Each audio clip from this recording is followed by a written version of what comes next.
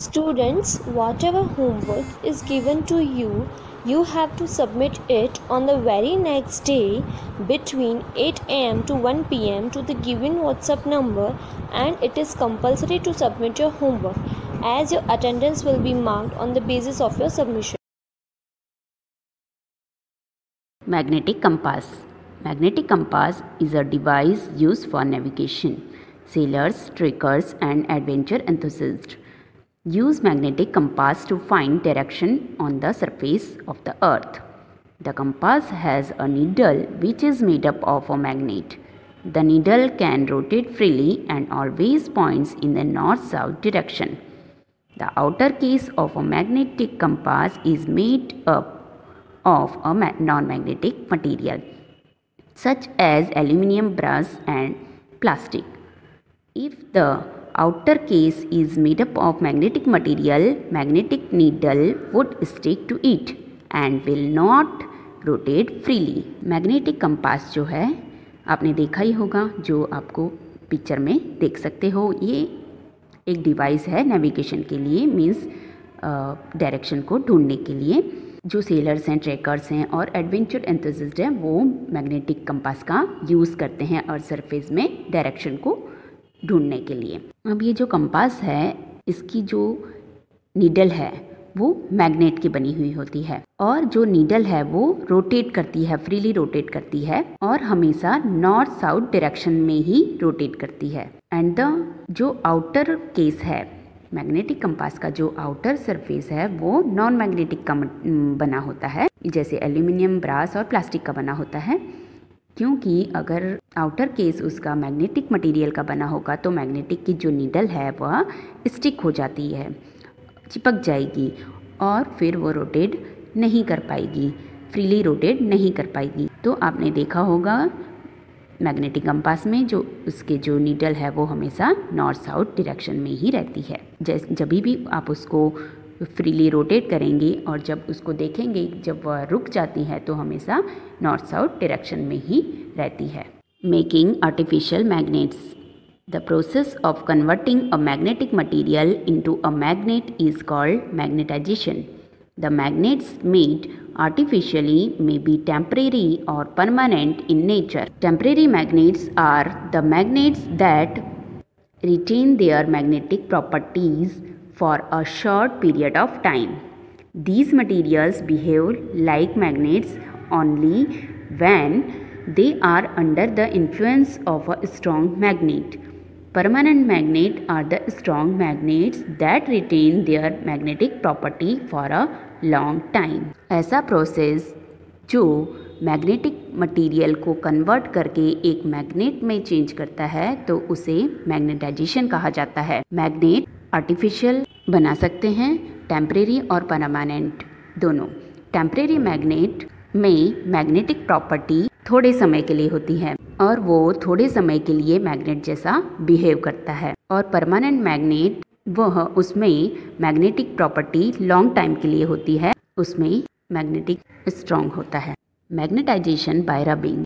Artificial magnets can be made by rubbing a small iron piece with a permanent magnet. This method is called touch method और stroke method.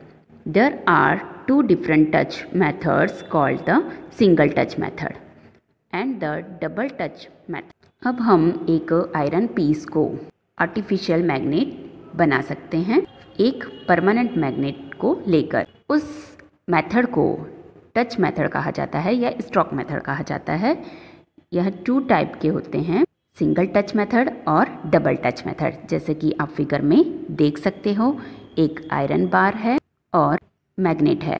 उस magnet को उस iron bar में रब करना है और एक ही डायरेक्शन में रब करके उसके वापस उसी डायरेक्शन में ले जाना है। ऐसा बार बार रिपीट करना है। तो जो ये आयरन बार है उसमें मैग्नेटिक प्रॉपर्टी आ जाती है। जैसे कि आप फिगर में देख सकते हो, एरो की हेल्प से उसको एक ही डायरेक्शन में रब करना है। तो ऐसे ही सिंगल टच मेथड और डबल टच मेथड से हम आयरन पीस को आर्टिफिशियल मैग्नेट बना सकते हैं। Demagnetisation. The process by which a magnet loses its magnetic properties is called demagnetization. It can be done by hitting, hammering or throwing a magnet from a height. A magnet may also lose its magnetism if it is not stored properly when not in use. Therefore, magnet should be stored safely to prevent loss of magnetic property. ऐसी process जब magnet अपनी magnetic property खो देता है तो उसे demagnetisation कहते हैं। यह हीटिंग के कारण या फिर हैमर करने के कारण, उसको हैमर करने से या फिर मैग्नेट को बहुत ऊंचाई से फेंकने से उसका मैग्नेटिक प्रॉपर्टी लॉस हो जाती है। और या फिर जब हम मैग्नेट का यूज़ नहीं करते हैं और उसको प्रॉपर स्टोर नहीं करते हैं तो भी उसकी मैग्नेटिक प्रॉपर्टी लॉस हो जाती है। Storing of magnets safely. Bar magnets are stored in pairs with unlike poles close to each other. Magnetic keepers are kept at their two ends. A wooden cork is also kept between the two bar magnets. A horseshoe magnet is stored by keeping a single magnetic keeper on its poles.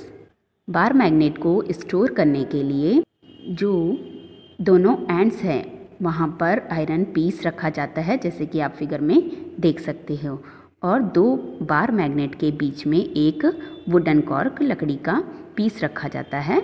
ऐसे हम इसको store कर सकते हैं। और horseshoe magnet को store करने के लिए एक सिंगल आयरन पीस रखा जाता है दोनों पोल्स में। Uses of magnets. Apart from using a magnet for navigation purpose, it has other uses to following are some of the uses of magnets.